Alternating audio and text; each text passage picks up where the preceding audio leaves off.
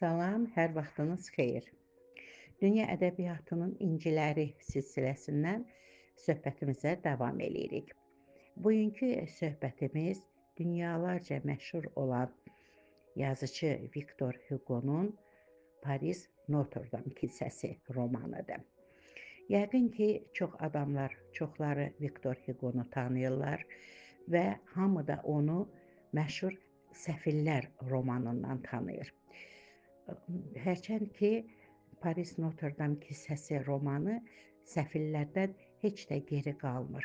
Bəlkə deyərdim ki, ziddiyyətlərlə dolu, daha maraqlı, daha psixoloji bir romandır. Hər şeydən əvvəl görək əsər nə üçün Notre Dame kilsəsi adlanır. Bilək ki, Notre Dame kilsəsi Parisin mərkəzində yerləşən, çox qədimdən qalan bir kilsədir. İndi də Paris şəhərinin ən görkəmli, ən mədəni dəyərlərindən biri sayılır. Romanda da baş verən hadisələr hamısı bu kilsənin içində və bu kilsənin ətrafında baş verən hadisələrdir. Ümumiyyətlə, bu Notre Dame kilsəsi bu romanın əsasında durur, onun özəyini təşkil eləyir. Bu kilsə vasitəsilə yazıcı çox ziddiyyətləri açır, qarşısına qoyduğu çox suallara cavab axtarır. İnsanlıq nədir? Gözəllik nədir? Eybəcərlik nədir? Dünyada ədalət varmı? Əzən kimdir? Əzilən kimdir? Xalq nə istəyir? Və ümumiyyətlə, bu kilsənin xidmətləri xalqa qarşı həqiqətənmi xeyirxahdır? Həqiqətənmi xalq bu kilsədən xeyir görürmü? Kilsənin fəaliyyəti ümumiyyətlə necədir? Kilsənin xalqa münasibəti necədir? Yazıcı bu sualları qoyur və bütün roman boyu bu suallara cavab axtarır. Əsər belə başlayır ki, gənc yazıcı Pierre Arenguar şeirlə, fəlsəfə ilə dolu bir faciə yazır və bu faciəni Parisin mərkəzindəki meydanda, böyük meydanda tamaşaya qoyur. Meydan qaynayır, meydanda adam çoxdur, hamı meydandadır. Demək olar ki, şəhərlilər, varlılar, kasıblar, tacirlər, oğrular, hamı, qaraçılar, hamı meydana yığışıb və tamaşa başlayır. Gənc yazıcı çox narahatdır, çox gərgindir. Əsər necə olacaq, xalq əsəri necə qarşılayacaq fikirləşir və ürəyinə də fikirləşir ki, yəqin ki, əsər bəyəniləcək. Hətta ürəyində özünü günün qəhrəmanı da hesab edir. Hesab edir ki, xalq tamaşada iştirak edən aktyorları da, yazıcının özünü də alqışlayacaq. Ürəyində belə fikirləşir. Amma heyf ki, belə olmur. Camaat, meydana yığılan camaat səhnəyə çıxan aktyorları lağa qoyur, ələ salır, onlara fit çalırlar və belə bir vaxtda ümumiyyətlə tamaşa alınmır. Tamaşa alınmır və tamaşa yarımçıq kəsilir. Bəs tamaşanın yarımçıq kəsilməsinə, bu cür vəziyyət yaranmasına səbəb nə idi? Səbəb odur ki, Paris camaatının xoşladığı, həmişə bəyəndiyi Axmaqlar Kralı müsabiqəsi başlayır. Xalq həmişə bu müsabiqəni çox şövqlə, səs-küylə, sevinclə keçirir və buna görə də bir çirkin, eybəcər olan adamlar səhnəyə çıxır, camaat onları fitləyir, ələ salır, gülür onlara. Camaatın keyfi çox gözəldir, hamı deyir, gülür, eybəcərləri ələ salırlar. Yazıcı burada böyük bir ziddiyyət yaradır. Onun demək istəyir ki, xalq, camaat, başqa sözlə desək kütlə, incəsənətə, ədəbiyyata dəyər vermir. Yazıcının yazdığı o gözəl əsəri yarımçıq qoyub nəyi bəyənirlər? Axmaqlar müsabiqəsi. Bu axmaqlar müsabiqəsi onların ürəyi icəndə. yazıçının da qəlbini ağrıdan, xalqın bu cür elmə, incəsənətə, mədəniyyətə olan bu cür laqeyd münasibətidir. Bir-birinin ardınca eybəcərlər səhnəyə çıxır, camaat onlara gülür, lağ eləyir və nəhayət səhnəyə çox eybəcər, qozbel, dodaqları aşağı sallanmış, bir gözü kor Kvazimota çıxır. Kvazimota kimdir? Kvazimota həmin bu Notre Dame kilsəsinin zəng çalanıdır. Kvazimotanı lap körpə ikən valideynləri gətirib kilsənin qabağına atmışdılar və kilsənin rahibi Frollo körpəni kilsənin qabağından götürmüş və ona Kvazimota adı qoymuşdu. Kvazimota tamamlanmamış, əyri, tamamlanmamış deməkdir. Və onu oğulluğa götürür. Kvazimota da kilsədə zəng çalan və başqa sözlə deyək, kilsənin xidmətçisi olur. Kvazimota, xalq əvvəlcə səhnəyə çıxmış Kvazimotanın eybəcərliyindən qorxur. O çox eybəcərdir, bir gözü kor, özü də kardır, eşitmir. O kilsənin gur zənglərindən Kvazimotanın qulaqları kar olub. Əvvəlcə cəmaət ondan çox qorxsa da, sonra onun həqiqətən də çox eybəcər olduğunu görüb, onu alqışlayırlar və müsabiqənin qalibi elan edirlər. Kvazimota axmaqların kralı seçilir. Onu başına gülünc tac qoyurlar, zənglərdən ibarət zəncir keçirib boynuna onu ələ salır, lağ eləyir, əl çalıb gülürdülər. Belə bir vəziyyətdə, belə bir zamanda gənc yazıçı Pier çox pərt olmuş halda, çox sınmış halda, pərt olmuş, kədərli halda yavaş-yavaş meydandan uzaqlaşır. Xalqın, cəmaatın bu qışqır-bağırından, şit zarafatlarından, yersiz səs-küyündən yavaş-yavaş uzaqlaşır və yazı əsərinin bu cür iflasa uğraması, əsərinin bu cür bəyənilməməsi onun qəlbini çox ağrıdır.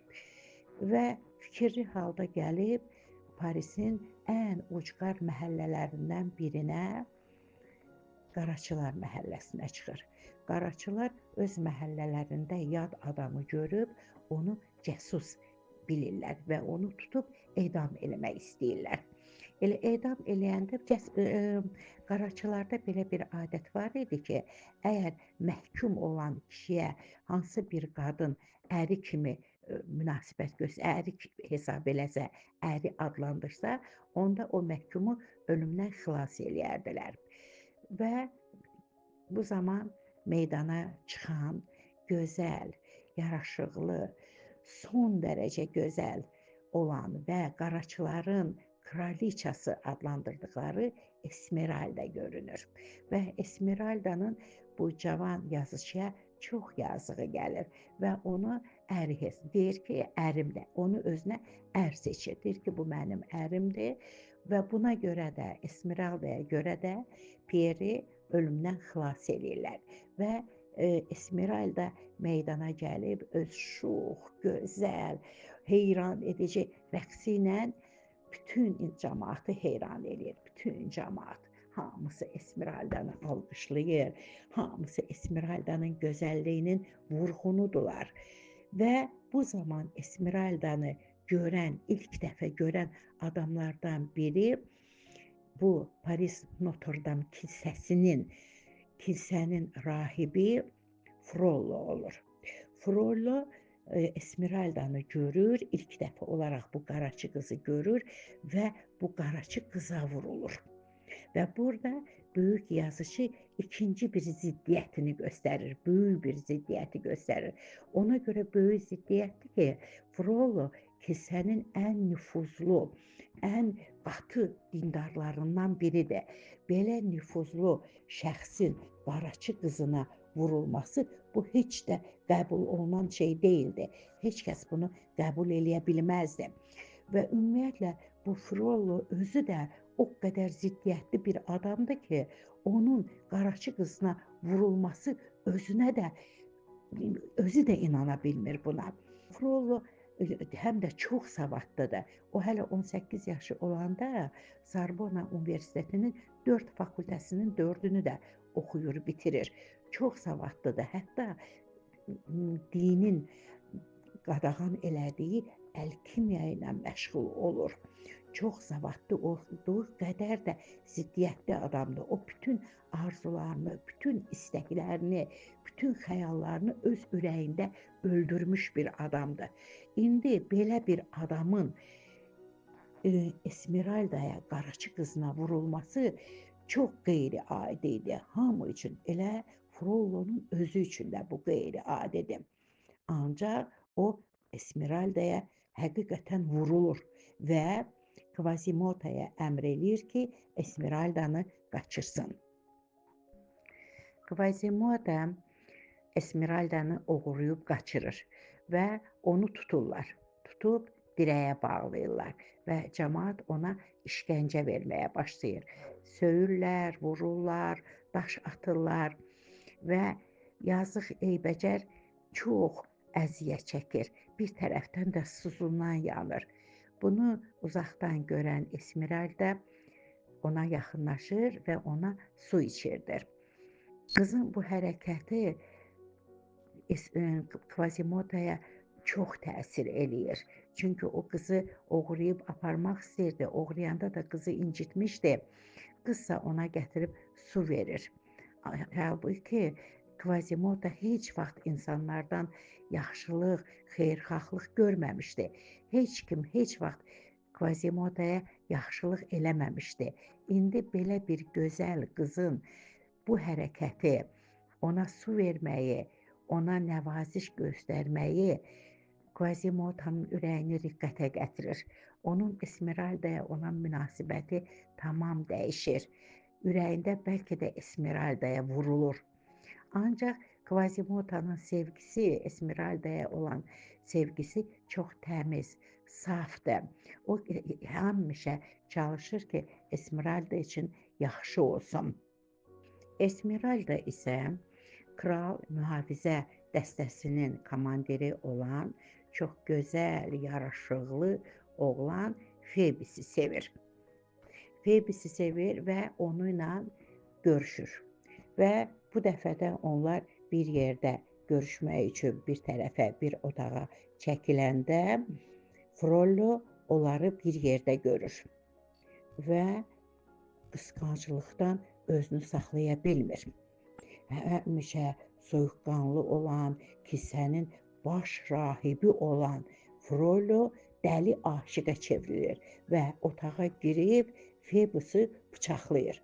Febusu bıçaqlayandan sonra rahib elə bil ki, ayılır, özünə gəlir, tez qaçır və bütün günahı Esmeraldanın üstünə atır.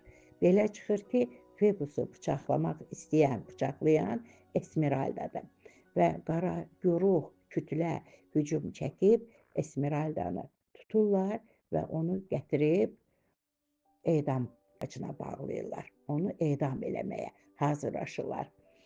Və bu səhnəni kilsənin qülləsindən rahib Frollo seyr edir, baxır və çox sakit nəzərlərlə baxır. Sanki ürəyində bir rahatlıqla buna baxır. Sanki o qızı dəlicəsinə sevən heç bu deyildi. Amma eyni zamanda kilsənin qülləsindən Esmeraldanın dar ağacına bağlanmasına Quasimodo da baxır. Quasimodo isə buna dözə bilmir və ikinci dəfə Esmeraldanı oğurlayır. Esmeraldanı oğurlayıb gətirir, kilsənin içində saxlayır, kilsənin içində gizlədir.